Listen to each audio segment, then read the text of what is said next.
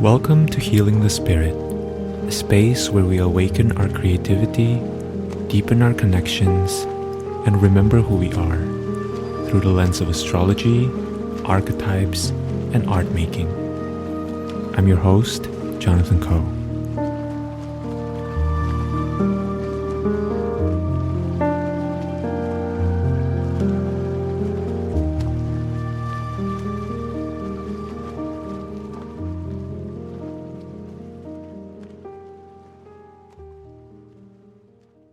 Hello, everyone. Welcome. This is a very potent conversation that I'm about to share with you all.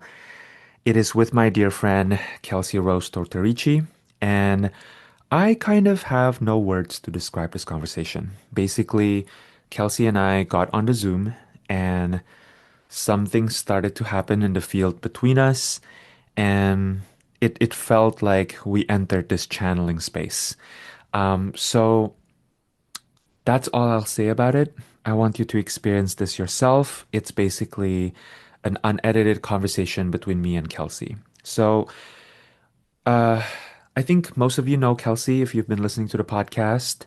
Um, I had Kelsey on a couple times this year. The first one was actually, no, I only had Kelsey on once, which was when we were talking about the astrology of 2025. And we recorded in total 4+ hours of conversation about the transits. Part one was or is on my podcast. Part two is on Kelsey's podcast or one of Kelsey's podcasts, the Maya Games. We also talked about how Kelsey, over the course of 2025, became a podcast queen. Um, so, yeah, that's all I'll say about that. Kelsey's awesome and always has really, really cool offerings. She's been a teacher on my path. I love Kelsey's teachings and her containers. So, yeah, I'll make sure to link all of her offerings in the show notes below. And I also encourage you to check out Kelsey's Patreon, which she recently reinitiated. Okay, so before we get going, let me read you Kelsey's bio. This is written in first person.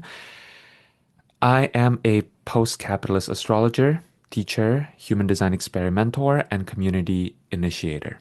Ruled by a seventh house Jupiter in Gemini, I am a student teacher of the Maya, seeking to understand and universalize the mechanics of reality within the context of individuality, relationship, cosmos, and consciousness as a whole. My frequency facilitates upheaval, disrupting homogenized programming and reorienting people to their differentiated truth and separateness as a means to arriving to connection and inherent wholeness. With reverence for differentiation and a knack for universalization, I embrace the simultaneous uniqueness and sameness of each human experience. My work incorporates various modalities, frameworks, and spiritual teachings in honoring and navigating this apparent contradiction. I accompany others on their journeys towards remembering what they know and invite deeper levels of autonomy, authenticity, faith, freedom, and surrender along the way. I love this bio.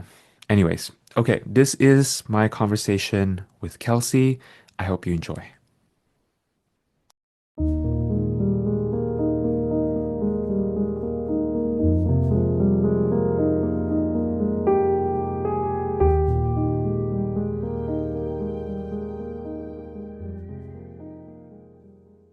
Kelsey, can I cannot hear you, but let me fix something. Okay, try speaking. Hello, hello. Still Yes, I no? can hear you. Okay, cool. I just was switching into my Yeti, so Yes, me too. That cool. was, Sounds okay. yes, sounds amazing. Cool. You look great. How are you? Well, thank you. Um, I'm good. I feel like a little frenetic at the moment. Um, just like I've been feeling so composed and grounded, and then like was doing a lot of collaborative energy moving stuff this morning, so I feel like Mm. excited. I've been processing a lot about emotional wave stuff, so I'm like up right now, which it feels good, but also feels ungrounded. So Mm. that's how Hmm. I am. How are Yeah. you? I am. How am I doing in this moment? I feel really excited to talk to you. I feel like all day today I've been a little emotional. I got laid off from my job like last week, Oh my gosh, that's but huge. it's huge. Yeah. I feel Yeah, like in some ways I've been preparing for it for years, but it still comes as a surprise. And I was just reviewing like all their, they gave me, I'm still technically employed for another month at the company. And I was just reviewing all the stuff. And then I switched over to what we're going to talk about today, or just even, I don't know what we're going to talk about today, but same. I was like, I think this one's a Jesus take it by the wheel, Jesus take the wheel kind of moment. But Yeah. I was like transitioning from reviewing all the like contracts, that I have like agreement I have to sign and all that into your email and then reviewing some of the 2027 stuff. And I was like, yeah, so This much of is it is like, this is that. yeah, this is that. I'm like, whoa, the cross of sleeping phoenix is like slapping me. hmm Yeah. Oh my gosh, that's so intense. Well, yeah, there's two wolves inside of me, and one is like, I'm so sorry, that's sounds like a lot, and the other one is like, let's go. Yes, I feel both. Yeah. It's interesting. I wonder if we're gonna end up talking about the emotional wave stuff because I've been thinking about it a lot, and I'm just gonna write it in my notes here. Because I did have some notes, which I have a feeling just from this moment of conversation with you that I'm not gonna even look at my notes. So, um, but yeah, I feel like Jesus I've is in the room taking the wheel. Yeah. As we speak. yes, indeed. Um, yeah, I feel like there's so much swirling already. Maybe we should just Yeah, start. I'm I don't know. down. I'm What do you down think? I feel like we enter the center very Yeah, quickly, you and I, so we I'm do. down to press record whenever you're ready. I'm already pressing record, so it's Okay, just a cool. matter of creating I see. a fake separation. Is there anything you want to say to me that you are like Oh absolutely yeah, good question. I did should? imagine myself, yeah, telling you that it felt so hard to schedule it far away because I felt so like ready to connect with you weeks ago, but my Mm, calendar has just been like I don't even feel super overworked. I just am like limited where I can schedule things, and I feel yeah, so excited about so many things right now that like they're not keeping up with the time allotted, which also feels connected to emotional wave shit. So, yeah. yeah, I just imagine myself arriving and saying, "It's finally time. It's finally October 13th." That's really how I feel. So, I look forward to popping the cork and seeing what Amazing. happens. Amazing. Yeah, I've felt you since your email. Like I was so moved receiving your email and it made Excuse no me. it's okay. It made no logical brain sense to me because I was I'm like, like, I mean, what obviously I was in love this hearing from email? you. Yeah. But I felt the energy and I was like, whoa. I mean, I felt weepy actually receiving your email. I didn't know why. Wow. Okay, that makes me want to tell you more, Okay. which I think will probably also come through on the podcast, but Yeah. maybe there's something about it that like feels like cocky, maybe that I want to be able to embrace with Mm. you, that I would maybe Yes. talk about differently. I feel like I'm in this like phase right now where I'm really tracking what emotional alchemy is and what I mean when I say that and how that's like experienced in my body in the moment. And I'm Mm. like noticing feelings in my heart and I'm noticing myself work. I don't even know why I thought this was cocky. I'm just like talking about something I see myself being able to do. I'm like apparently afraid of acknowledging that I can do things. Um, I feel a lot of alchemy happening that this started around the new moon in Virgo that was before the eclipses. It was technically not an eclipse.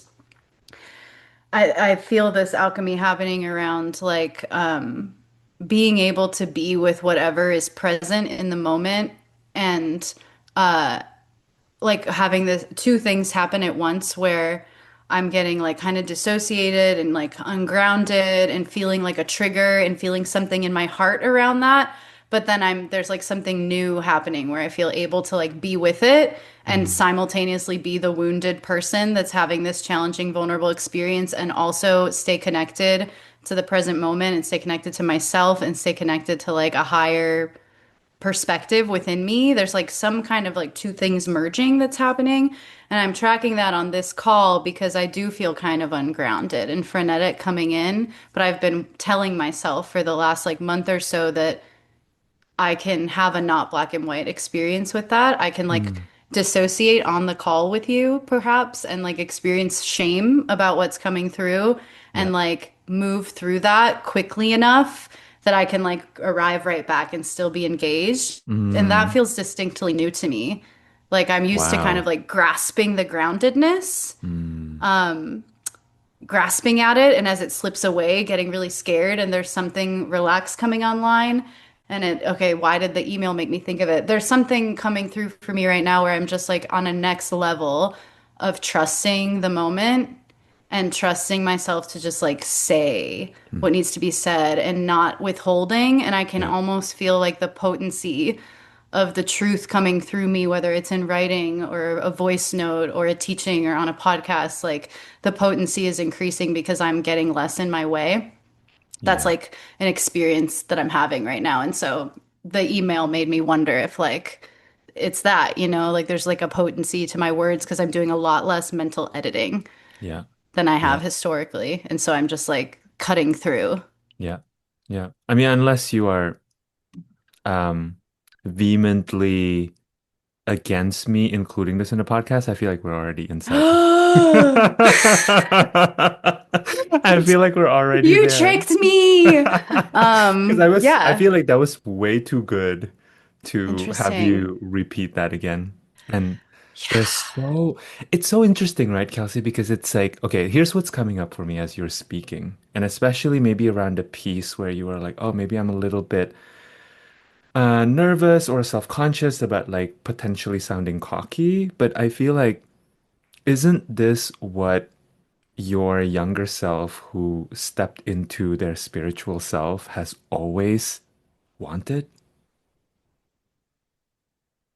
Is Like, it? like, Yeah. isn't this what we are like working towards? Unedited authenticity. Yeah. Yeah. Um, there's this like micro macro thing happen. I'm just like my patterns brain is lit up right now. Mm, The the visceral experience I just had of like I'm gonna give Jonathan the unedited version. And then you being like, well, maybe you're giving everyone the unedited version, and me like in that moment having to do the thing I just spoke to and be like, okay, what's coming up? Let's face it and work through it immediately. The pattern I'm seeing is like I do this thing where instead of editing, I'm offering this like disclaimer up front, which mm, maybe this is informing. That's kind of how I've been thinking about it, is this informing? Like if I'm about to answer someone and I can feel that there's like a poking, like someone's come to me with something and they want my perspective on it, and I can feel there's like a pokiness. I described it recently to someone as like, I can feel you on a ledge right now between like an old narrative and a new one. And I feel you right on the ledge. And because I feel you on the ledge, I'm like a little bit afraid to give mm, you the answer that I would give you on the new side of the ledge because I know the old parts are going to be right here and they might be kind of mad at what I'm about to say, but I'm going to love tap you over. Like mm, that's the way I phrased it.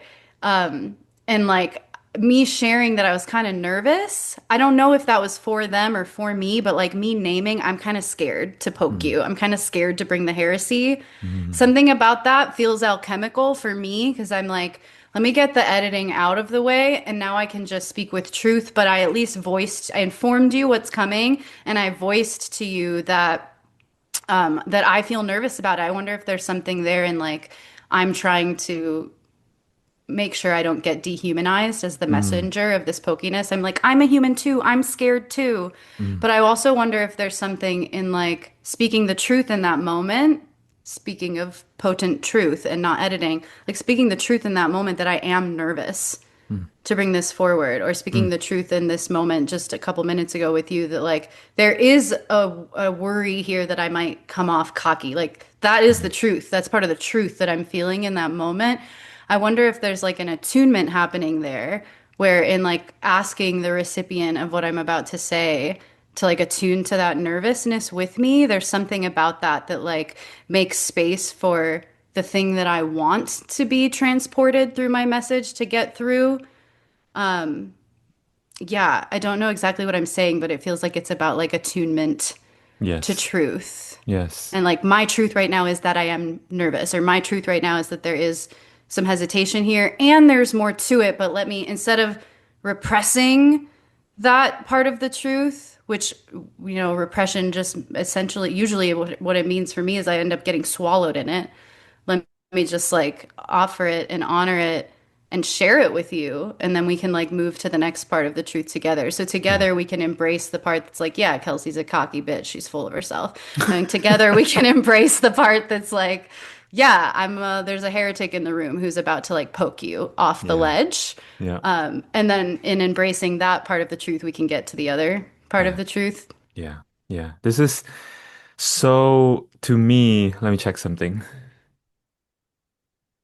Yes. My microphone setting is good. But this is something that I feel like this is connected to a lot of what you've been sharing through the 2027 course, um, with Jessa Reed, which I have been obsessed with. And both of you have been in my ears for a while.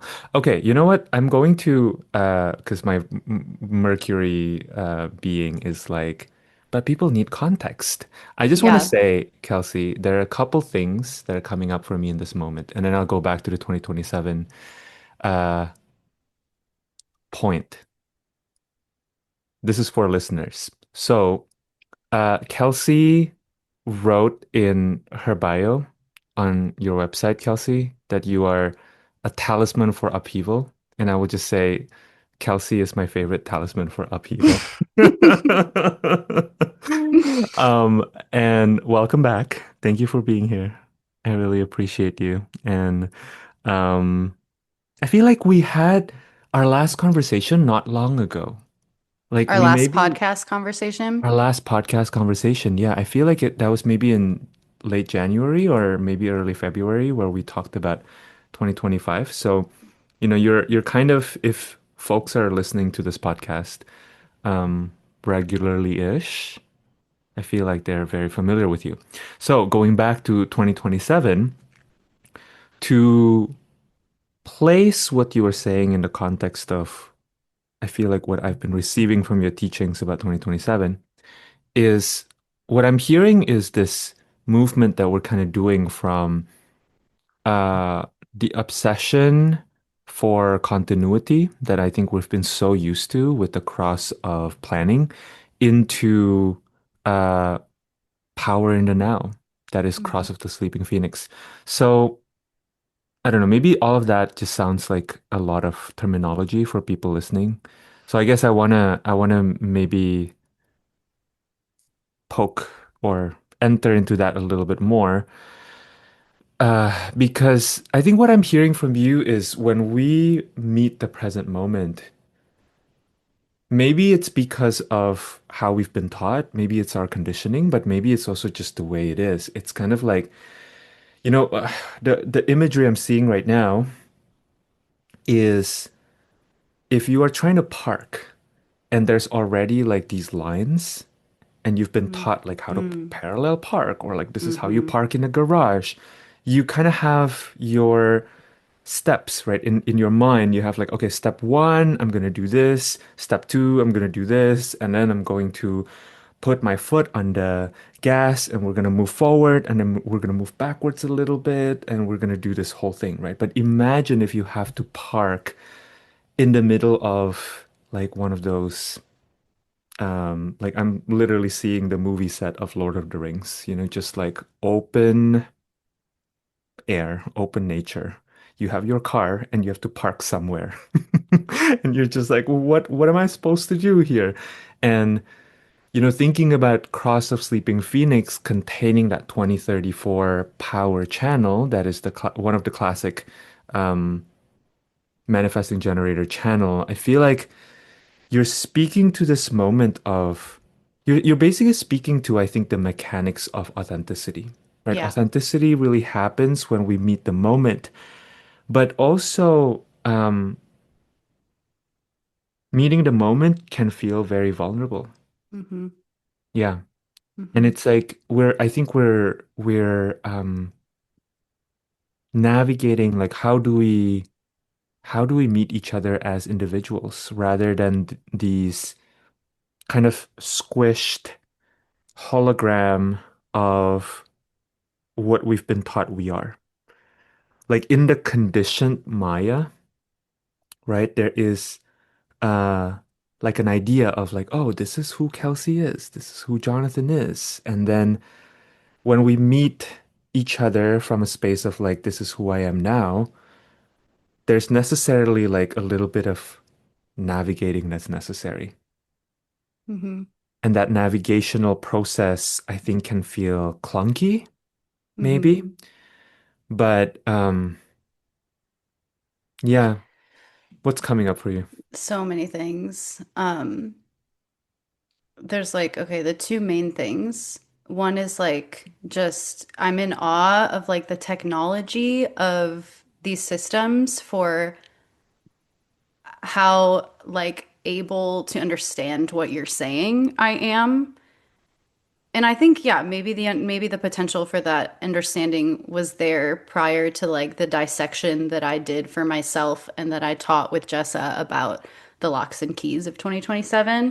But Yeah. like knowing that you've been immersing yourself in that same technology and watching reality unfold through that lens and then hearing you like hear what I'm saying through that lens, like yeah, I'm just having this moment of like gratitude and impressedness with how to the fucking point this technology of like the like specifically looking at these eight locks and these 16 keys, like I Mm. just feel it like pulls me in to the 20 and it pulls me in. You named the 34, but also the 57 is Yeah. that's another channel, right? The in the now, intuitive insight in the now, the 57 to the 20. And it's just like I'm noticing how having that shared language between us, but also having that precise like I called them in one of my podcast episodes, I called them like awareness goggles or something like that. Like having such a precise map through which to watch reality unfold to like catch how those frequencies are coming through. It's just like I'm just seeing how I'm able, it almost feels like telepathy. Like I know exactly what you're talking about. And Yeah. you're doing a great job articulating it in words, but I also just am able to like drop so into what you're talking about. And there's so much potential and depth there. And like, yeah, so the other thing I was really thinking about besides just having this moment of like wonder at how cool it is to hold on, I have to side quest here for a second. After I met with you last, Mm. which was it? This last time we met on the podcast, or I think that might be true. I Or we think might so. have met to just chat at some point. I don't Oh, know. we met to chat before you launch Collaboratory. Collaboratory. Yeah. So I remember after that call, I texted Jessa and I was like, I realized what we just did is Jessa and I had like what some would maybe classify as a neurodivergent hyperfixation for Mm. years that nobody else that we knew could talk about with us. Like nobody was deep diving into the way that we were. And then we turned it into a class and invited hundreds of people into it. And now there's more people I can talk about it with. And that was a thought that crossed my mind after I last connected with you because I was Mm. having a similar experience of like, Jonathan sees this now and sees this in like the precise way that Yeah. I've been seeing it. And I Yeah. don't think we need these systems necessarily. Like, there's many ways to feel into this unfolding and this shift, but man, the precision of this map to watch it through is just like so to the point. So, Yeah. Yeah, that was one train of thought I was having. And then the other was like this like parking metaphor, so beautiful, was like thinking about how in this last era, which we refer to as the cross of planning, that's like our shorthand for it. But in this last era of how humanity's consciousness is unfolding and how we're relating to each other and to the collective, that was like the we were willing to compromise. Like the point was the compromise. The Mm, point was how do I fit into this structure?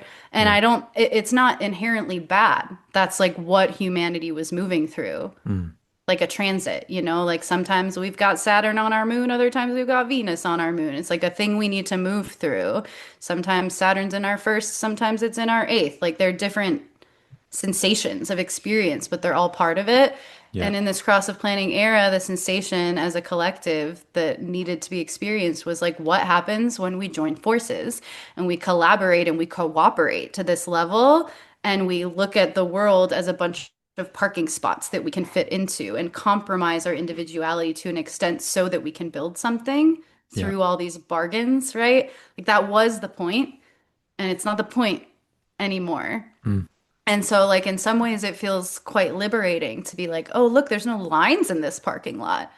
I can go wherever I want. But it's yeah. also fucking scary. It's Yeah. scary because those lines felt safe and those lines gave us a sense of like certainty and security and safety.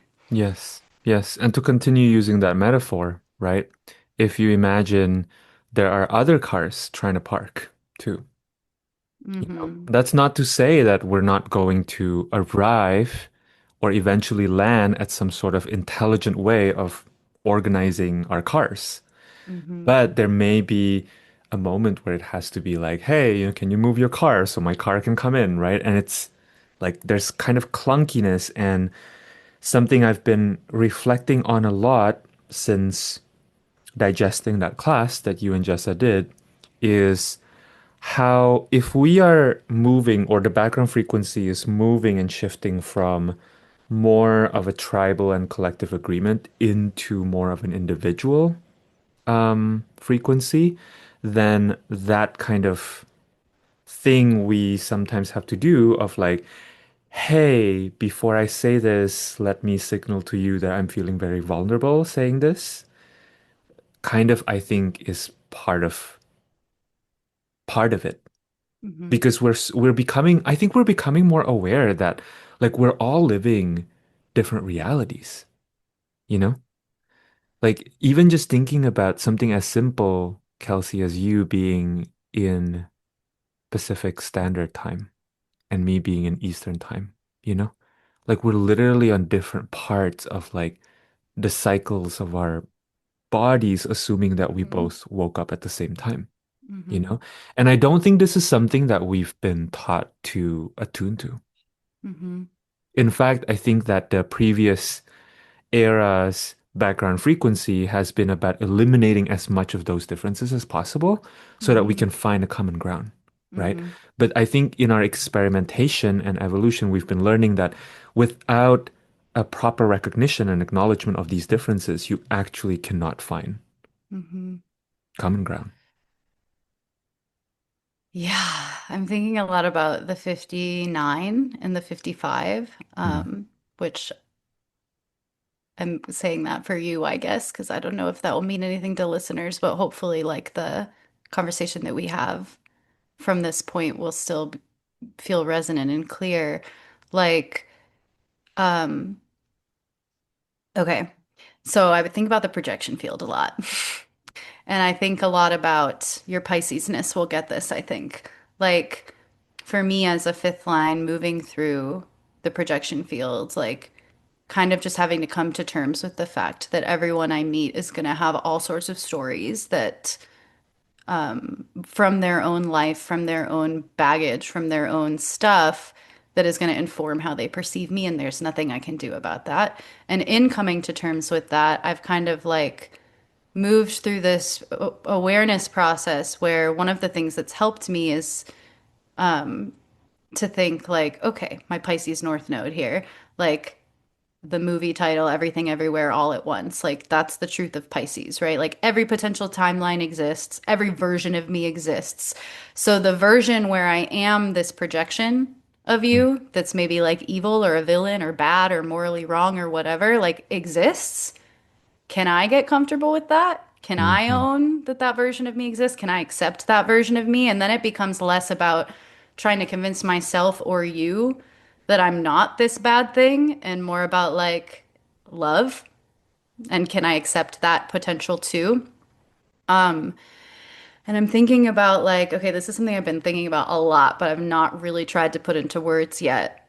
Like, as we move about this shared reality where everything, everywhere, all at once is one of the truths, mm, and we work to like ground into the present, which is like, okay, but which one now? Because in the present, only one of those things is being manifest or like experienced in an embodied way. Which one? mm. And I think like the work we do to self-attune and decondition and listen to our bodies is like that's what that is doing is it's helping us like focus our attention on the one singular moment in all of this everything everywhere all at once that our body is wanting to digest. Our body, our consciousness via our body is wanting to digest in the present moment. And so I'm thinking about like, okay, when you and I connect, when you and I tune into the channel that is the Kelsey-Jonathan channel, it's like all of our stories and all the different versions of how the Kelsey-Jonathan channel could orient are here with us. Yeah, But there's something about this like the honesty, the authenticity that allows us to like quiet the noise on all the extra ones, all the extraneous ones so that we can fully digest the one that's here right now. yeah. And that feels to me like the 55-59 Hmm. polarity a little bit because 59, this is the only tribal key in the next era. So you mentioned like this shift from a primarily collective and tribal background frequency into a more individual one. I already had my little locks and keys handout up on my computer because I've forgotten it all and I need to reference it. I had it up for something else earlier this week, but it's one, two, three collective, one, two, or sorry, three tribal, four collective, and one individual in the Mm. last era. And the new era is one collective, two tribal, and five individual. It's wild. So, yeah, it's so wild. Is it two tribal? Yeah. And so one of the two tribal is this 59, which is opposite 55. Mm. And like 55 to me, the way I think about 55 now, it's called the spirit, but I think about it as like passenger consciousness. It's like what's the fullness of the experience that you're having right now? What's here and can you let it fill you up? Whatever's here. Yeah, And then the 59 is this intimacy, and they have a relationship with each other as a polarity. So the 59 to me is like this thing that we're kind of describing of can I show up fully with the fullness of what's here for me? And in doing so, it creates the potential for focus for us to have a full experience of intimacy based on what's here right now. So pulling from the 20 as well. And it's like, yeah, just there's something about like digesting whatever's right in front of you. And that is becoming the point a lot more than it was before. The point before was like, can you put aside whatever's like super present spiritually, emotionally for you mm, for the sake of the relational endeavor, for the sake of the bargain, for the sake of the collective efforts that we're trying to build something here. We're trying to create something here. And look what we did. Like, look what we fucking created. Look at the technological advancements. Look at the globalization. yeah, But now it's like, okay, now can we digest it? And can we digest it honestly and more like efficiently? There's like an efficiency thing. yeah, yeah. Wow. I am kind of in awe that we're arriving here because I feel like we're coming to what you wrote in your email to me, Kelsey. What I'm hearing is, and also for those listening, if you don't know, Kelsey is a manifester. So I feel like there's a very special quality to me as a generator, a very open generator, that I feel like manifestors can broadcast when they're kind of moving through something. And there's kind of this deeper cellular level awareness or kind of just like like cosmic juice coming through you. But you mentioned in your email your current nodal return, and you have the Hmm. nodes in Virgo and Pisces. Um and you also mentioned this topic that you've been thinking about around the distinction that we used to make, or that I guess all of us have been conditioned to making between who we are and what we do, and how we, as we approach 2027, more and more that dichotomy and that separation is either like failing us or that's becoming completely impossible for us to Hmm. uphold anymore. Hmm. Hmm. Yeah, I'm so curious about like the universality of that. Mm, That's something I've been watching myself be curious about lately is like I feel like my journey as of late, I don't know if this is a permanent thing or like a long seasonal thing, but my journey in the last handful of years has me like calibrating inward so much, like looking inward at my own experience that then when I look out, I'm having a harder time getting a sense of the collective pulse. yeah, I don't know why. Like I'm curious about why. I'm yeah. curious about if that means something about where we are in general, or if that means something about where I am in process. I don't know the answers to those, but I have curiosity about it.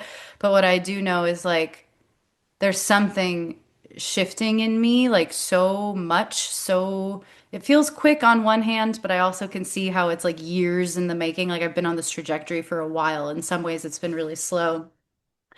That has me like, yeah, okay, the point that I meant to get to here was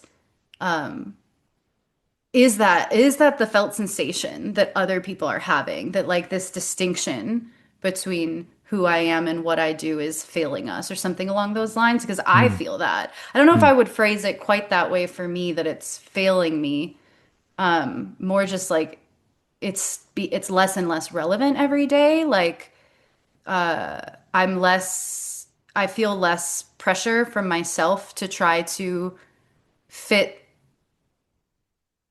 who I am mm, into like a service or a bio or a like a thing that is digestible for the mind is maybe really what I'm getting at. yeah. And I'm just like letting the frequency do the work. I'm just like I'm showing up and what happens is what I do. Mm, Whatever happens, that's what I do. And even like putting the words talisman for upheaval in my bio, as you noted, like I added that to my bio years ago. mm, And like it's yeah, I don't know what the point of me making the distinction that it happened years ago. I don't know why I wanted to say that, but um that's my incarnation cross in human yeah, design. That's why I have that phrase is because yeah. early in learning my human design, I learned about that and then I like studied those gates and then I just like watched it and I started noticing, you know, we take for granted our home frequency. We take for we just it's easy to assume that the way that our bodies hit other bodies and the way that our bodies hit the Maya, it's easy to assume that there's a lot that's universal about that. And there are things that are universal about being a separate body hitting this shared co-created reality. Yeah, But there's so much of it that's unique to us that we don't even know. That like things like astrology and human design can help us understand more contextually. yeah, And that was like a big one for me to realize like not just cross of upheaval, but all sorts of things about my design, but cross of upheaval specifically, like, oh, I show up in people's lives when it's time for them to embrace upheaval. mm, And I don't get to put that upheaval down, but other people do get yeah, to put the upheaval down. And so that was like, yeah, maybe like one of the earlier parts of my journey of watching this process of, oh, I don't have to do any, it's not about what I do, it's about how I am. I yes, arrive, energy moves, reality shifts, and then we depart. yeah, And like that part's universal. Like what the energy does when you plug into different people, differentiated. But yeah, the idea of like we enter, our frequencies dance, things happen for both of us. We unplug, we go back to our home frequency, we digest, we metabolize, like that part's universal. yeah. Yeah. It's interesting because you're making me think of this experience that I've been having the last couple months where people have remarked more to me, or I hear it more vividly when people say this, that I often ask people questions that lead them to some profound realizations for them. And I was so aware of how I am not thinking about these questions. They're just Hmm. how I am. Like these questions are like part of me and part of how I talk to myself, and also more importantly, I think part of how I interact with reality, Kelsey. Because it almost doesn't matter like who's in front of me, but it's subtle, right? And it's kind of hard to see. And me being born, on the cross of consciousness, there's something there about like, I don't know. I feel like when I think about cross of consciousness, it's like when you read a book and you see a sentence from the author, you almost like see naturally, or you have these musings about like what is behind the creation of that sentence for that author. Mm. And it's like, and I didn't realize until recently that not everybody thinks like this. So going back to what you Hmm. were saying earlier about bios, I remember one of our mutuals, Britton LaRue, a few years ago asked me for a bio when I was very early on in my journey, and I wrote it in like 2 minutes. And I was like, here you go. And then I had a bunch of friends who were like, it's so hard to write a bio. And I'm like, what are you talking about? Just like boom, that's not to say, that's my cocky bitch moment. That's not to say that I'm like really good at writing bio. But I think I had always recognized, and even when I'm reading other people's bios, that this is a portal through which we can start exploring this person's energy or what they're kind of bringing to the table. Hmm. But then, maybe about a year ago, I started studying with someone who is a music teacher who, when they sent me their bio, it was like full of these like accomplishments, like Hmm. these halls that they played in. And I Hmm. was like, oh, this is how other people write their bio. Right. And it's so Right. funny to me because it's almost like, oh, I would never think of writing my bio like that. And then it made me think, oh, maybe I should, because if I'm talking to Hmm. people who are still looking for like, oh, what is the credential of this person? Like, what is going back to me losing my job? Like, there is kind of this idea, right, that is so prevalent in the previous era of like show people your accomplishments. Yeah. Mastery. Yeah, The gate 16 as a key. right. Yeah. Um, yeah, I mean, this brings me back to this like the frequency. The frequency does the talking or the walking. I don't know, both. The Yeah. frequency. It's about the frequency. Like this is 57 to place it in the matrix of global cycles. Like there's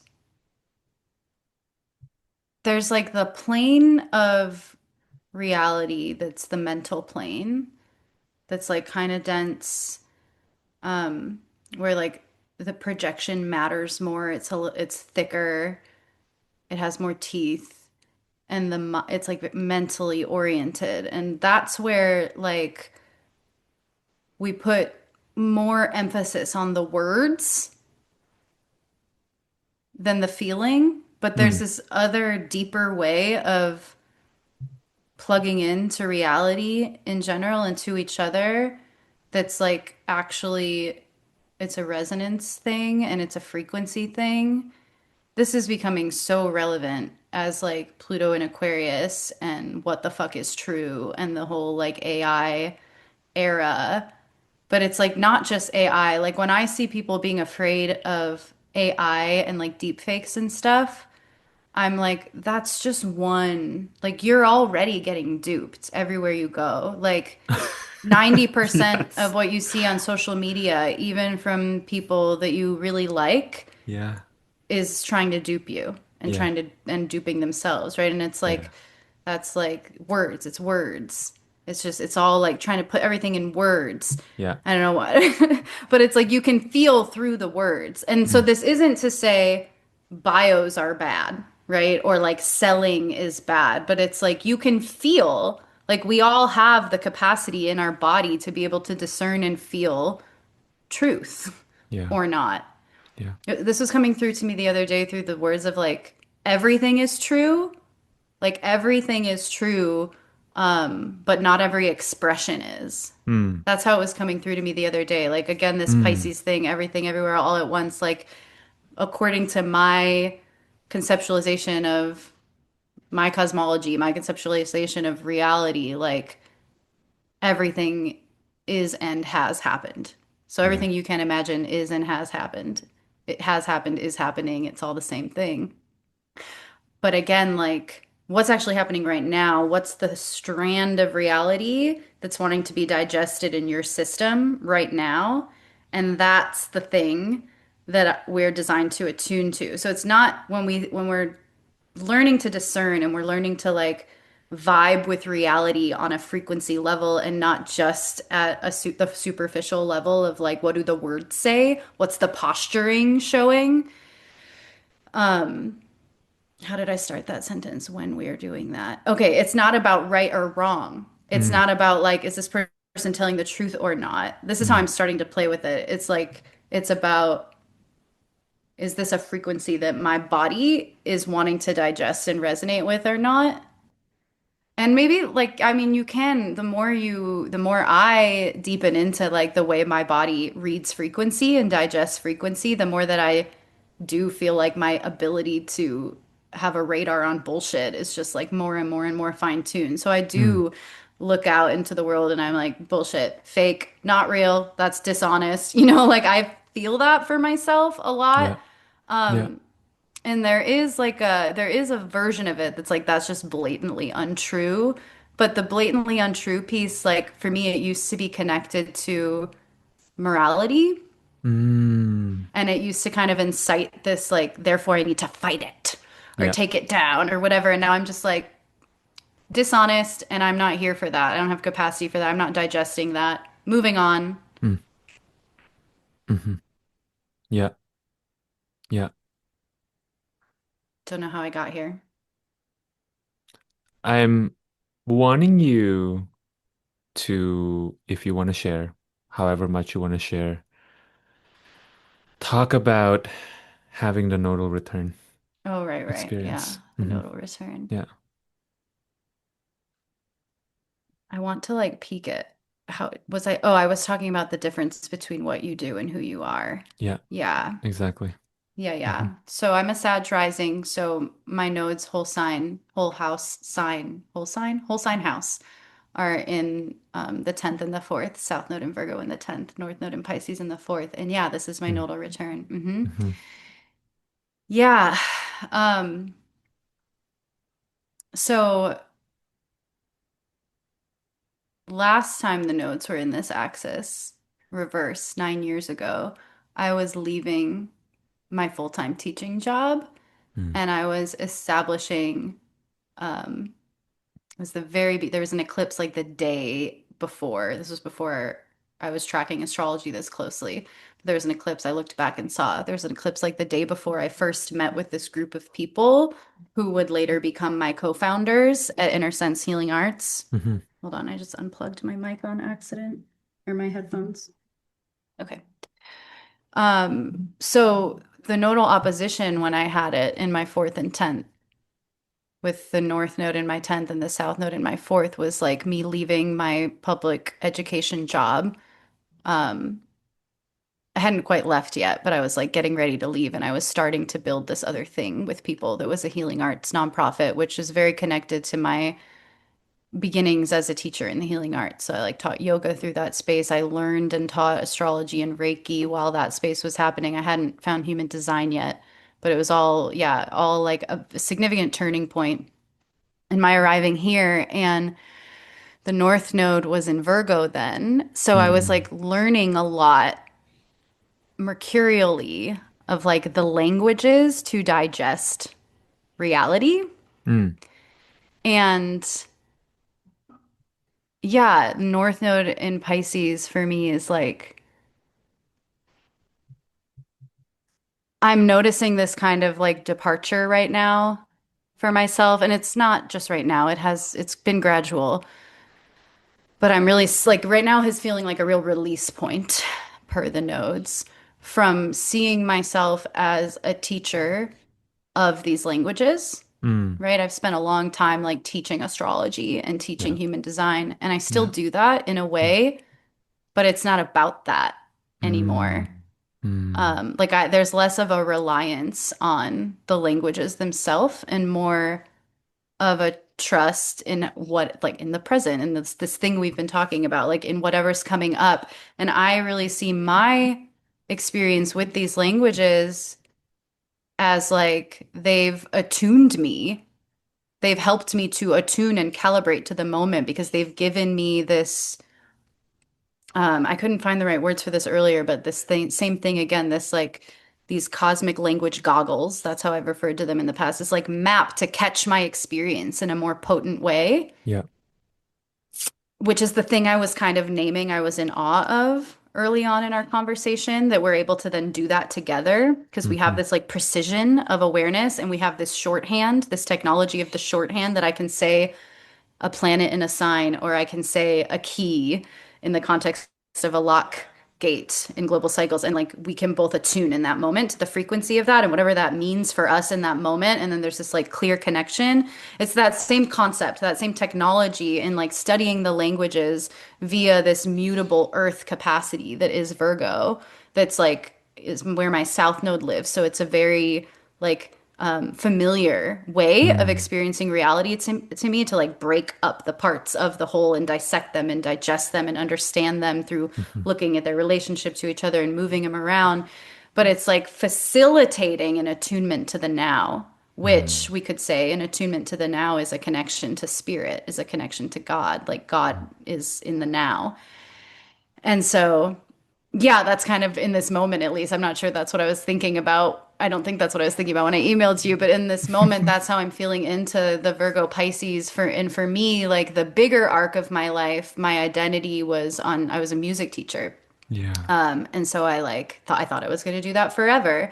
Enter my nodal reversal 9-ish years ago, and I was leaving behind parts of that identity, but I was also just taking in more languages and more skill sets to resource me in like continuing this skill set of teaching within underneath a new umbrella that felt more aligned with what I was moving through at that time. Enter the nodal return now, and it's like a different like there's like, I don't know, detox is the word that came through. It's a different like purification happening Yeah. where I'm like, wait a minute, it's not even actually about the language or the context. It's actually just about like showing up. The way I've been saying it lately is like holding the frequency, Hmm. and in holding the frequency, like operating as a tuning fork for Hmm. whoever comes Yeah. into aura with me. And it's not about the language, but the language was an essential component of my process to be able to attune. And Yes. it's very helpful when others also speak the language because we can kind of like cut through the bullshit. But I feel myself like departing from a need to bring the language in. Like in the past, that I would have felt a lot more pressure to like, let's hone it back to your astrology, let's hone it back to your design. And now I'm just like, what's here? Let's get there. Let's go. And like the languages get sprinkled in and they're supportive where they're supportive and they help. They're a shorthand. We don't have to wade through the everything everywhere all at once. We can shorthand to like, is this the part of your Yeah. dynamic experience of being a human Yeah. that is speaking to you right now? Like, do you feel that thread? I feel that thread. Do you? And then we can like go right there to the Mm. heart of the energy, to whatever knot is there, and we can massage it together. But like the main thing happening is like self-attunement. And I'm Yeah. really seeing lately how the self-attunement work like is the whole thing. This is like the thing. Okay, this is the thing I was like mumble jumbling through at the very beginning of the call when you tricked me into it being on the podcast.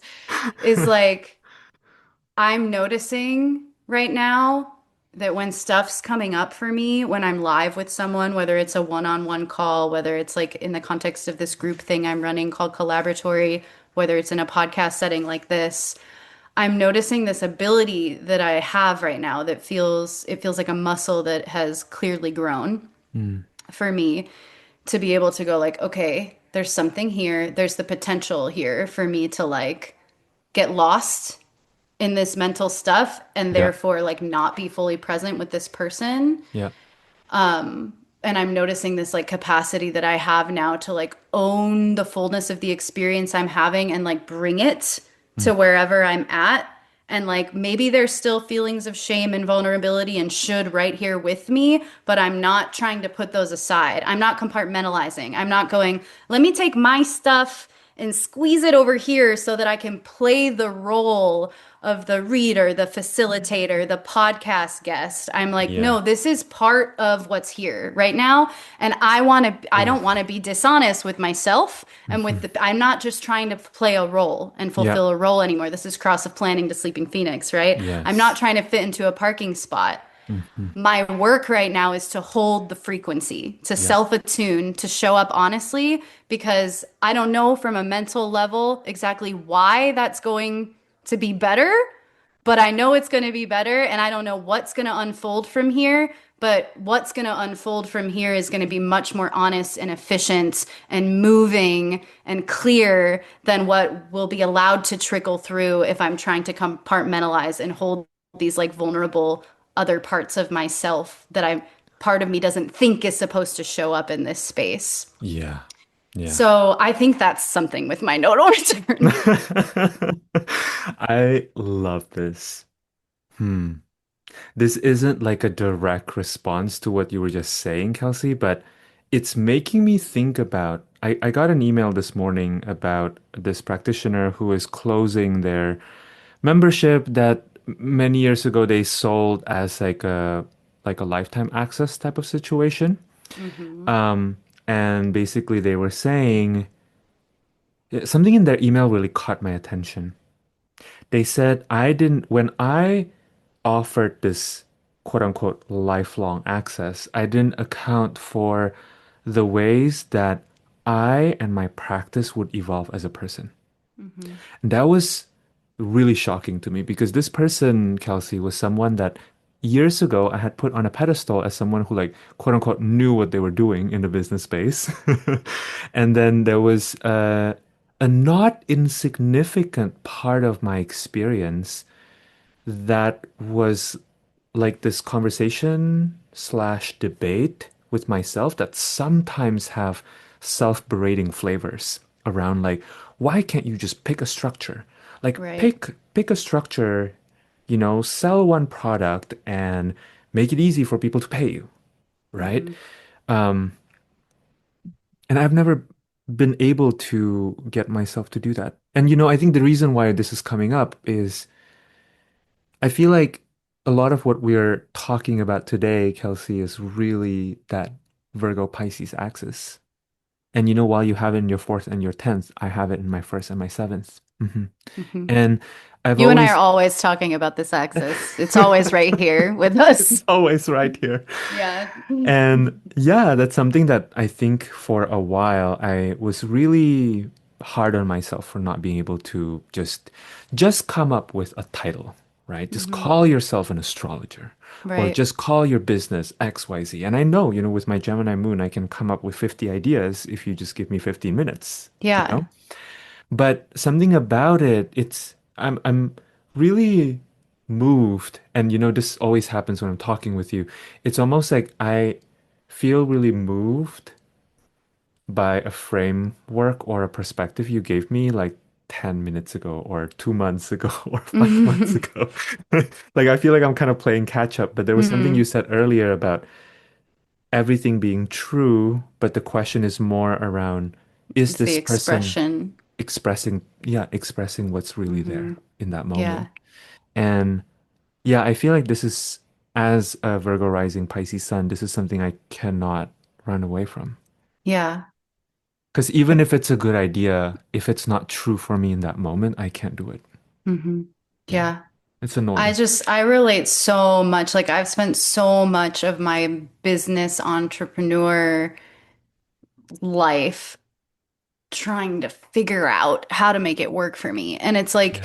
even when I've found out all these things that are true about me, and when I say found out, I do mean starting with learning about it on an intellectual level. What does human design and my body graph have to say about me? What does astrology and my natal chart have to say about me? But then Yeah. there's also the like lived experience of watching it and feeling it in your body, the same way I talked about the technology of us having the shared language can help zap us right to the truth of the thing we're both feeling and watching. It's the same on a self inner landscape level of like having those maps can zap my awareness to notice the sensation of it in my body, where and how it's true. So I just want to make that distinction because I think it's really easy to get these systems, these languages in our minds and then be like, oh, well, I can't do this because I'm a this, right? Like, oh, I can't work 5 days a week because I'm a non-sacral. Like, you don't have to, but you can. You can work 5 days a week. You do whatever you want, you know?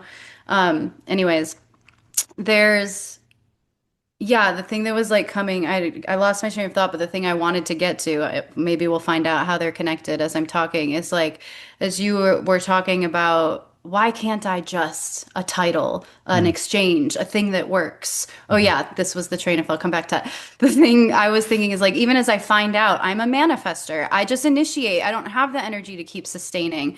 Even as I find that out and like over and over and over again, feel the truth of it in my body and watch the truth of it in my life, there's still this part of me that's like, how do I make it work for me though? Like, how do I make Mm. myself work for it? How do I make it work for me? And Yeah. it's like, it's still there a little bit, but that voice has so much less of a hold on me now. Like, there's so many people in that part of their process with the information though, that's like, I'm a non-sacral, so I'm not supposed to, or I'm a generator, so I'm only supposed to do what feels exciting to me. And they're like, assimilating that up to here. I'm pointing to my Yeah. throat. Like it's in their head and it's in their throat, but it has not yet infiltrated their body. Yeah. Like they are not yet actually moving through the world Yeah. believing that. Yeah. And yeah, the like language that kept coming in my head as I was listening to you in that specific moment of why can't I just pick a title? Why can't I just pick an offering? It's like, who am I? I'm Jonathan fucking Coe. I'm God in the form of Jonathan fucking Coe. Like that's the energy Yeah. that we're moving into. That's the Yeah. energy that I'm feeling like the last 5, 6, 7, 8, 9, 10 years of my life have been preparing me for. And Yes. that I'm feeling at this precipice of like, oh yeah, Yeah. that is the truth. Yeah. Yeah, okay, I'm a post-capitalist astrologer. I'm a teacher. Like these things are true. I'm a human design guide. I am those things. But those things are in the throat and above. Hmm. Those are mental concepts that get funneled into language so that I can communicate with you on a words level and Yeah. so that our minds can find each other. Yeah. But we don't actually need that for our bodies to find each other. We don't actually need any of those titles or those class names or those tiers on our Patreon. Like, we don't need any of that actually in order for me to plug into you and for transformation to happen Yeah. in the way that transformation happens when we plug into each other. Like, that's a body, that's a frequency thing that we're not doing. So, like, but okay, here's the thing though, is like we also don't just sit back and not participate. So my like Right. new orientation is like, okay, how do I want to play in the Maya? Hmm. And in this season, I'm doing that through like I'm trying Patreon again. I Hmm. tried it a long time ago. It stopped feeling good. I saw why it stopped feeling good because I'm a manifester. I can't keep Mm. up in these certain ways. And like there's truth in that, and there's also narratives in that that are not true. But like, okay, everything's true, everything's sacred. With that liberation in mind, how do I want to put my body through an experience? How do I want to give my mind a sense of like prerogative, a sense of intention, so that my body can meet other bodies and so that we can meet each other and change each other and resource each other in the way that God wants that to happen through our Yeah. systems. Yeah. And like then all that above the throat stuff, all the words plain stuff just becomes a tool, which is what it is. That's how it's framed in human design, right? The tool of the outer authority where we connect with each other on the mental plane. It's just like a thing we're moving through. It's just like a way to watch what's happening. But what's actually happening is anytime I get in space with someone, we're both transformed Yeah. and we're both resourced and Yeah. we're both confronted and we're both triggered and we Yeah. change. And like that happens everywhere I go. So Yeah. how does my mind feel like consenting to and orienting to that? Yeah. That's the way I now think about like my business offerings and my title is like, what's the candy that I'm putting out? for people's minds to glance and Yeah. conceptualize, but then I'm trusting their body and my body to make our way into the meeting space Hmm. in a way that's like so beyond what our minds could even possibly organize. Yeah. Yeah. The phrase that came to my mind is you're moving from this model of trying to control your energy or the energy of other people into something that can be understood, translatable into a way of creating pathways for your energy to move through. Hmm. You know, and Hmm. and these different pathways, like at this point, you're like total podcast queen, Kelsey. I know. And I just and have surrendered to, I guess I just want to start 10 podcasts a month. That's just what I do now. And in the past, I I would have love been it. like, what am I doing? And now I'm like, this is what I want to do. This is where my energy goes. Like, Yeah. this is what's honest Yeah. for me in this Yes. moment. Is like, anytime someone has an idea, I'm like, let's make it a podcast. Someone wants to talk to me, I'm like, okay, but we're recording it for a podcast. And I used to have shame about that because, because for all sorts of reasons. And now I'm just like, yeah, sorry, It's go so on. interesting, right? That shame. I'm kind of curious about that shame in this moment Hmm. because, just even knowing you're a Sag rising Aries sun, I feel like that's such an Sag rising Aries sun thing, you know? To Being a just be podcast like, queen. yes, and also like, let's record. I just want to do this now, I suddenly Hmm. want to make my LYD course available as a podcast, which is such a baller move, but also I'm it is and it's not because I feel like when I saw you announcing that, it felt very much like yeah, this is the natural progression of your fifth line to me. Like it Mm-hmm. felt so on an energetic level. I don't know what your emotional experience around that was like, but receiving it from my end, it feels very correct. Hmm. Yeah. Yeah, I mean that's a good little like microcosmic example of like leaning into what's true and present in the moment, not knowing exactly where it's going to take you and watching it unfold. Like, Mm, um, I taught the class when in 2023 when like I was like fresh off of the integration of these like really foundational components of design. yeah, And like not just the integration of them, but like the bone deep integration. I was like fresh off the like, okay, this is fully assimilated like on a deep fucking fractal level. Like I get it. Like I get the mechanics. They're in here. And I'm ready to, I can now universalize it. I can now articulate it. But I was still working through a lot of stuff that I'm still working through now, but I was like in a much more dense um phase of working through a lot of like fifth line paranoia and visibility stuff. I mm, was like afraid of I felt I had the my body needed to experience like delivering that transmission inside of a safe container. And I did yeah, it in like it was part of my year-long Venusian Revolution program that I ran a couple years ago, and there were like 16 people in it that had access to those videos. And then since then, those videos, I think I ended up running 4 total LYD cohorts where I reused those videos, but was still meeting with people live to integrate it. And when it became it like this is always how the rhythm works for me. Like once it's fully bone deep, I can still access that information when it's needed, but I no longer have the energy to like lay it out linearly consecutively. So like I stopped interesting. doing one-on-one readings a long time ago because Yeah. I can't like having to be like, okay, so here's the body graph. Like I just can't do it. Like I like physically can't do it. Yeah, yeah. And so I And would for just so and for those listening, I received one of those readings, Kelsey, and they were back they when it were was fresh. they were amazing. Yeah, when they were fresh, it was like such an initiation. Hmm. Yeah, Yeah. I've been telling people for years that like that reading was my entry point into human design for Hmm. me. And I was re-listening to that reading you gave me like 5 times maybe. Wow. Yeah. It's Yeah. fucking powerful shit. This system is so powerful. Like I've Yeah. never worked with anything like this in terms of its raw potential for instant transformation. Yes. Yes. And what I want to highlight there too for those listening is like it's not like when you were giving those readings they weren't good, Kelsey. You know? It just Hmm. eventually stopped becoming available to you. Exactly. Yeah. Yeah. And so then then this thing has happened where I'm like, I have this thing about okay, me releasing the podcast is very much like a practice for me in like open-heartedness. Mm. Because there's two ways that I could feel my heart being closed around that offering. And one was the stuff I already referenced of like this self-protection. Yeah. Like, I only wanted people to have access to those transmissions who I felt like seen and recognized and invited by in some capacity. Yeah.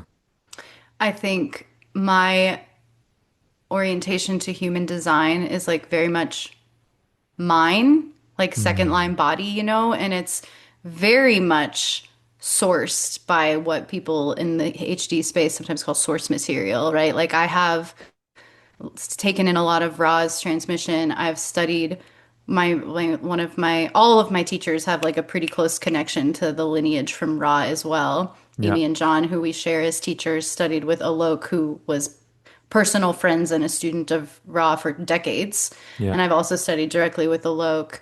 And I say all of this like, yeah, because some people mentally get so lost in the binary of like, are you studying the real source material or is it some kind of like pop HD transmission? And like, yes, there are like extremes on both sides of that. There's people who are Yeah. like very dogmatic about it's not human design if it's someone's unique expression. And it's like, well, I don't think you know what human design is if that's what you think. And then there's other people who are like using it in this very mind candy way that, like I said earlier, doesn't get into the body below the throat. And we see a lot of that on social media. We see a lot of that Yeah. everywhere. So, like, both of Yeah. those things are happening, but we can also, there's a middle path. And I feel like I really trust the transmission of human design that comes through me, but I also feel like it's got my flavor on it. Like it's my transmission. And so as I was starting to play with like releasing it a little bit more freely, I was like having to deal with the fear that I had around people who are like my peers that I do trust, or Mm. people who are like think they're my peers. I'll throw that in there. Um, I maybe don't trust, like getting a hold of it and having a certain perception of it, or like thinking it Mm. strays too much from the real material, or thinking I got it wrong in some way, or whatever, Mm. like I had to really deal with like, oh, I'm not protecting it anymore. Like, Yeah. and I'm not like asking people to prove their investment in my unique transmission by paying for it. They just get to take it in. So, Yeah. and then the other piece is like the more direct stuff having to do with payment. Like, I just released a podcast episode today through Lab Partners about resource Hmm. that feels connected here, where like my lived experience right now is that I'm very resourced in that I feel like I have everything I need every day, and I feel a lot of freedom and spaciousness. And to me, like freedom, peace, and spaciousness are now what I think of as the resources that I need, and I have those. Yeah. I don't feel resourced conventionally. Like Mm. I know how I'm paying my bills the next few months. I still have a lot of debt. Like I'm not like financially conventionally in a great position. That doesn't Mm. weigh on me too much anymore because I've moved through this years long calibration of like what does resourceness actually feel like to me, and I feel Yeah. so resourced. Yeah. But there still has been this like graspiness of like Mm. I know that my transmission is has the potential to meet someone in a very potent, life-changing way. And there was like for a long time there was like this is like me releasing the LYD podcast is me like really wanting to meet this narrative that had crystallized in my system and like get rid of it. But it's like it's like there's manifestor stuff in here, this like Mm. bitterness. So I guess my projected channel is alive too of like, Yeah. I come out here and I initiate and I change things and people consume it and digest it and it shapes reality. And then what? And then I can't keep Mm. doing it and I don't get fed. Like that was like part of the feeling I was having is like, Yeah. I keep initiating and I keep giving and I keep Yeah. putting so much of myself into a thing and then there comes a time where I have to pull back and it's not still resourcing me. And there's like Yeah. a bitterness and a resentment and a fear Yeah. around that. And so part of me releasing the podcast was like, I know that's not actually true. Like I want to challenge my mind's very limited understanding of reciprocity because I know that I have what I need. I know that I will always have what I need. I know that I want to give this to the world. I know that I want recognition and I want like to be fed also, but I'm not in charge of exactly how that happens and I want to practice. Like I know that, but I want to practice that in a more embodied way. So Yeah. me releasing the podcast was also like me releasing this graspiness of do you want this transformation? Then pay me for it. You know, Mm-hmm. it was like me like trying to alchemize this narrative into like an actual belief in sacred reciprocity and let me give of this because I have it. I'm not going to hoard it. I'm not going to teach it again like this here. And let me just see. Let me just see what happens and let me trust the resourceness. Yeah. So that's a lot of what was happening like on the back end Mm. as I and it was years in the making for sure. It certainly was not like a moment. It was not a spontaneous thing. And it Yeah. didn't feel like entirely perfectly clear and resolute when I Mm. put it out either, but I had like enough of the sensation that like I want to try this. I need to try this. So I still feel very much in the experiment of it. Yeah. Yeah. The phrase emotional alchemy is like coming back to me. And Hmm. I'm kind of wanting to talk to you about this maybe Yeah, as let's do it. yeah. It's so present right now in like Yeah. all the conversations I'm having. Yeah. Yeah. What does that phrase mean to you? And I think this will be a really interesting exploration between the two of us because you are emotional authority, Hmm. emotionally defined, and I have a an undefined solar plexus. The only gate activated is gate 55 for Hmm. me. And I grew up in a family of non-emotionals. Hmm. Yeah. So it's like Yeah. this is like the next frontier for me, and I've been moving through it so much in the past 3 months. Hmm. And it's so interesting because it's also very ancestral for me, Kelsey. I feel like as I'm like working through my version of emotional alchemy, it's like shifting how I relate to my family as well, and how I relate to the Mm. idea of like family or even belonging, Yeah. which is one of the frequencies we're leaving behind. Huge, Yeah. huge shit right there. Mhm. Yeah. What even is emotional alchemy? Right. Right. Yeah. I mean, this is interesting because I wanna point something out. When you were speaking earlier, actually what I was hearing from you was there was something that as you're meeting the clunkiness maybe or like the heaviness or whatever it is that accompanies the emotional wave, um a path forward kind of becoming clear. I And said that something like that. That's what I was hearing when you were Mm. talking about your experience releasing the LYD Mm-hmm. podcast Yeah. because there was something there about you meeting that fear of being projected upon Mm-hmm. and for lack of a better term like a bit of the witch hunt that maybe Yeah. fifth liners can experience. Yeah. Yeah, I think like my focus on emotional alchemy as one of the like goggles through which I'm watching reality, at least the chapter of it, like the level of depth that I'm experiencing it through and witnessing it through right now, the start of this chapter, I think must have been the first round of Heretic Haven, which you were part of. Yeah. Yeah. Um, because Allison and I structured that 3 month experience based on the three awareness centers in the body graph, where we talked about like splenic awareness and first and second line themes that are associated with the spleen around like safety, security, and naturalness. And then we moved into like ajna themes, which have a lot more to do with Maya and relationship and trial and error and externalizing and meeting each other and networking.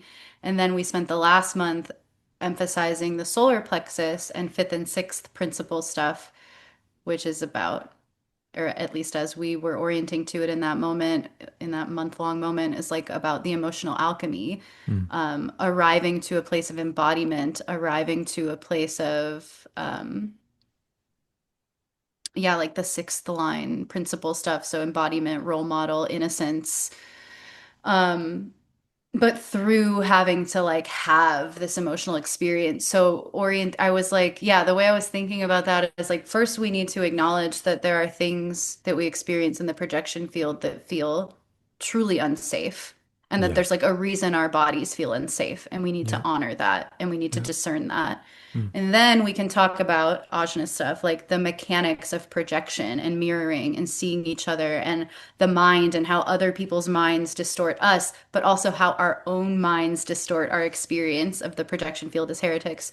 Yeah. But then ultimately, we don't really want to stay in that space because that's victim consciousness. We want to like honor the truth of the experience we're having where we are the victim, Mm. and then we want to move through it. We want to like turn it into gold, right? That's what Mm. alchemy is.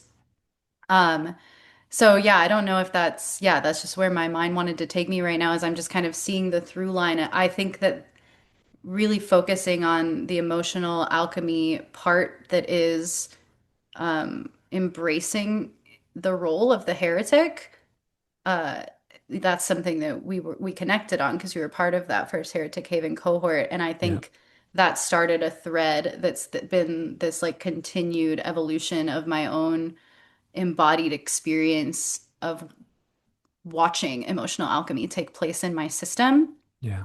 And it feels so connected to the projection field stuff. Like, and I also want to note, like, everybody lives in the projection field and everybody experiences projection, right? So this is not like a Yeah. fifth line exclusive thing. It's just like we tend to experience it really intense. We tend to have no choice as fifth lines, but to like learn how to alchemize Yes. in the projection field. Yes. Because if we were getting stuck in people's projections of us, we would be having no life at all. Yeah. Whereas, yeah, I just think like, yeah, the like frequency and density of those experiences for other people are like, it's just not as thick and not as often, perhaps. That's Yeah. my speculation. Um, so yeah, it's connected to that thing I was saying about like, okay, if I meet you and you don't like what you see, and I Mm. know that some of that is about your own baggage, I can't fight you. You know, Leah Garza, one of our mutual friends and a mentor, I think, to both of us, would say this is an ontology thing, right? Like, Mm-hmm.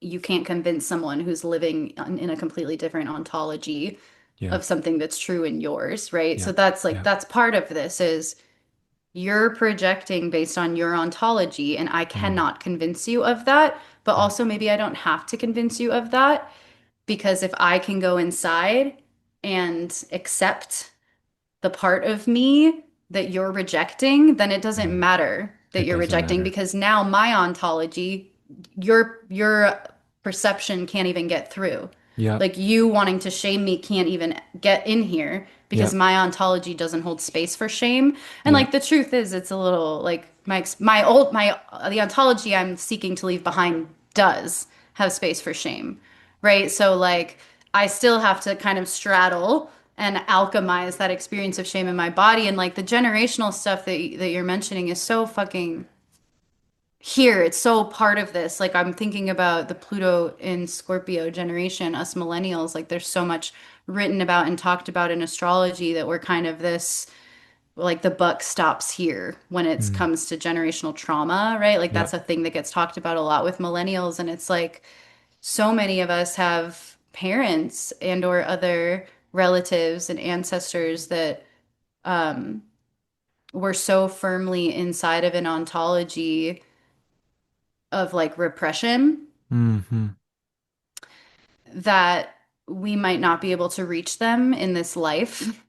Yeah. Um, but there's something happening when I alchemize it. Like I might not be able to get through, we might not be able to get through to like a parent in a way that feels like really satisfying on a mental level. Like I see you, you see me, we're healing this together. Yeah. But if I can alchemize what comes up for me when I feel that I've disappointed you as a Mm. child, if I Mm-hmm. can alchemize like what comes up for me when I feel sad and disappointed that you are repressed, right? Like if I can like come to a place internally in my system where I can like find a little spark of acceptance for that, because it doesn't start as like it's a spark. It's a spark of acceptance. It's a spark Yeah. of like, can my can my ontology make space for this too? Like, can my heart be open to this too? To Mm, even this grief, even mhm. this disconnection? Yeah. Can I still find the connection within this disconnection? And like, if I can nurture that spark of acceptance and love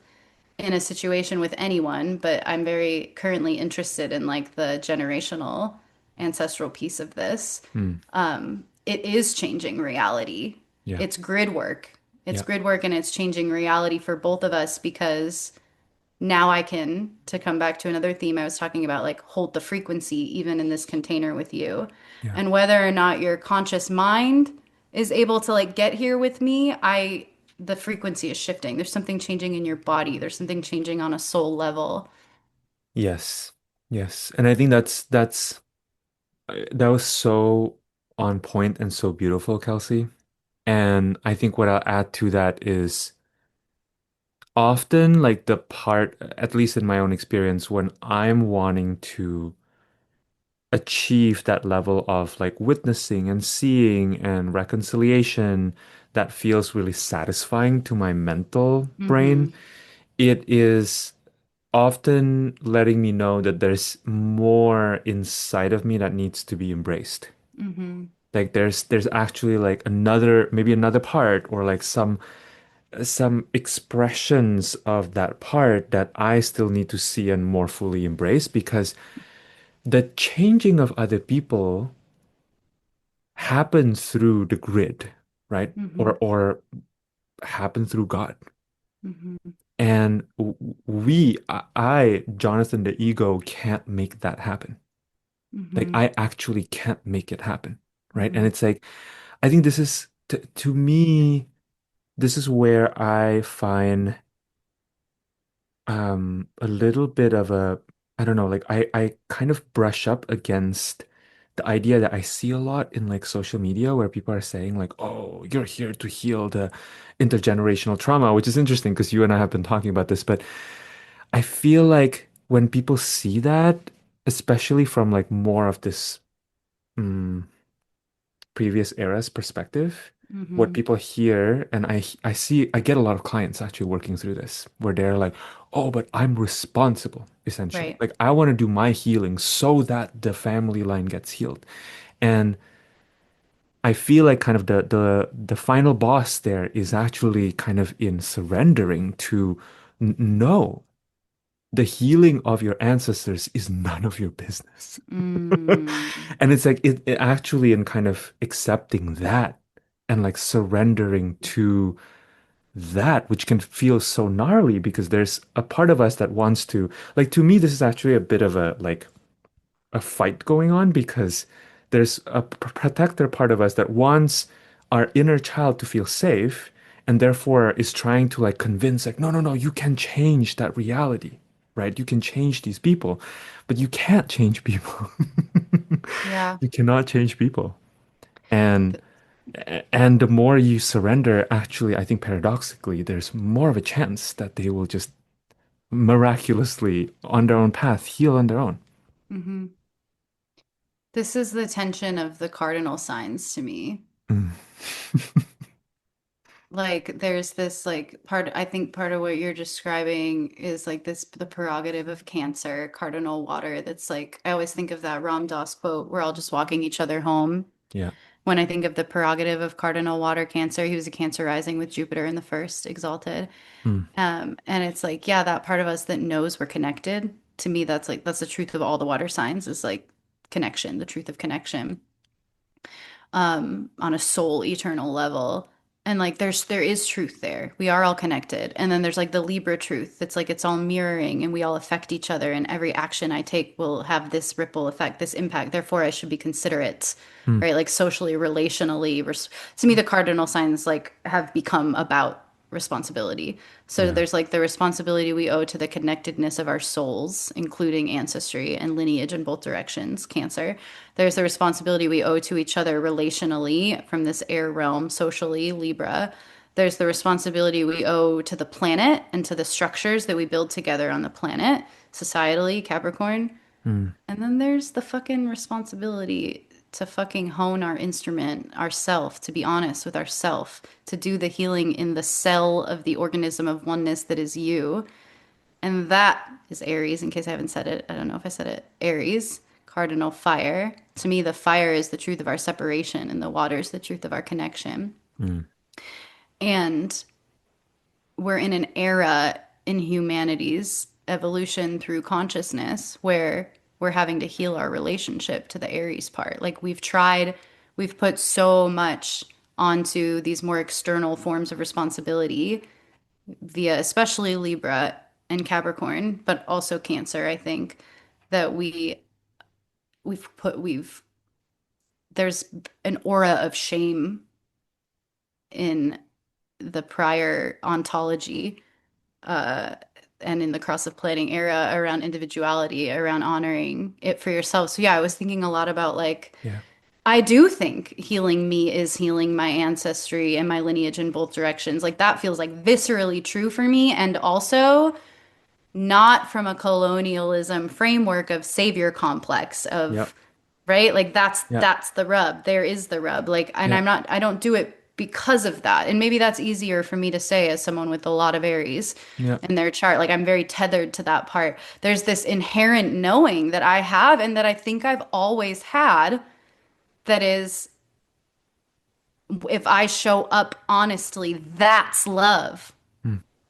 That's all I need to do. Like that is love. I think about this human design wise a lot as the 2551, Mm. which I have. It's this ego channel that's like it's the only individual ego channel and it's Mhm. like so connected to like it's just a very like spiritual channel. It's like and it's the Pisces Aries cusp. One of those gates is in Pisces, one's in Aries. Have we talked about this before? I think I we don't have. think so. Okay. Really? I don't know. But yeah, I have that channel. And so to me, that's like this Pisces Aries moment that's like Mm.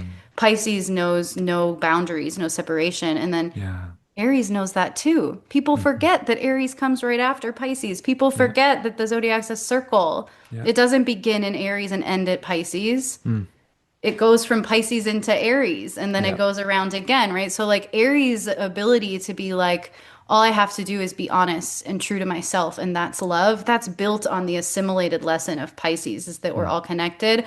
And in that connection, God wants to separate and go have experiences and go Yeah. around the zodiac again, right? So there's this Yeah. like, yes, you handling things in your internal landscape will he it is grid work. It will heal the lineage in all the directions. But if you're doing it out of a sense of obligation or saviorism or these like subtle colonial takeover things, that's not actually doing it. You have to do it because you feel it in your heart and you meet it there in your Yeah. heart. Yeah. Yeah. Wow.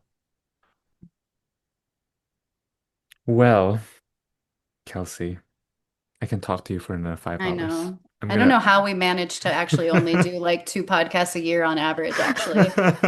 we need to do more. We need to do more. You need Or to come maybe back. maybe 6 months need to pass for integration time for both of us and listeners. This is true. This is true. And also I trust our designs. Yeah, Yeah, our even rhythms. even for this podcast, that was like so great. I am barely on Instagram these days, and then I log on and I saw your story, and I was like, "Come," and here we are.